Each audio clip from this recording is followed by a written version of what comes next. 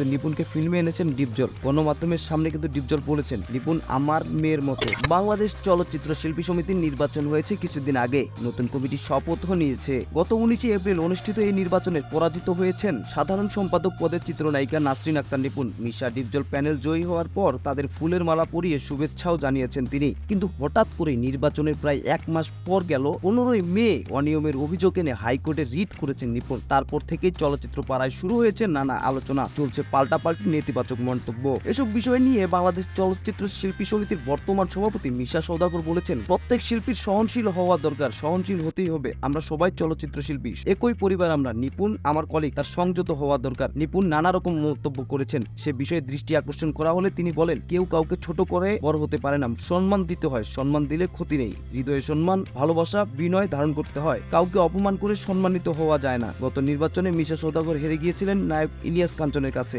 সেটা উল্লেখ করে মিশা সওদাগর বলেন, দেখুন আমিও আগের নির্বাচনে কাঞ্চন ভাইয়ের কাছে হেরে গিয়েছিলাম, তারপরেও মেনে নিয়েছিলাম, কাঞ্চন ভাইকে ফুলের মালা দিয়ে বরণ করে নিয়েছিলাম। নিপুণের সঙ্গে আপনার সম্পর্ক কেমন, এমন প্রশ্নের উত্তরে মিশা বলেন, ব্যক্তিগত জীবনে আমি নিপুণের সঙ্গে 1 কাপ চাও খাইনি, যতটুকু সম্পর্ক শিল্পী হিসেবে। ঢাকাই সিনেমার এই সময়ের সবচেয়ে জনপ্রিয় খলনায়ক আরো বলেন, আমরা জয়ী হওয়ার পর নিপুণ ফুলের মালা পরিয়ে দিয়েছেন, সব গণমাধ্যম তা প্রচার করেছে, মৌখিকভাবেও শুভেচ্ছা জানিয়েছেন, তারপরও এখন কেন এসব করছে জানি না। একটা সত্যি কথা বলি, ছোটকু আহমেদকে আমি ফিল্মের ফাদার বলি, তিনি আমার জন্য অনেক কিছু করেছেন, কিন্তু নিপুণকে ফিল্মে এনেছেন ডিপজল। গণমাধ্যমের সামনে কিন্তু ডিপজল বলেছেন, নিপুণ আমার মেয়ের মতো, অথচ তার সম্পর্কে কিরকম মন্তব্য করেছেন। অভিমানের সুরে সময়ের তুমুল জনপ্রিয় চলচ্চিত্র অভিনেতা আরো বলেন, অশিক্ষিত, সন্ত্রাসী এসবও বলেছেন। শিল্পী হয়ে এসব কথা বলা মানায়। শিল্পী সমিতির নির্বাচন চলাকালীন একটি নির্বাচন কমিশন গঠন করা হয়েছিল। বিষয়টি নিয়ে মিশা সওদাগর বলেন, নিপুণ এখনো বলছেন সেই নির্বাচন কমিশন ঠিকমতো কাজ করেনি, আপিল বোর্ড নিয়েও তিনি কথা বলছেন। তাহলে বিষয়টি সাংঘর্ষিক হয়ে গেল না?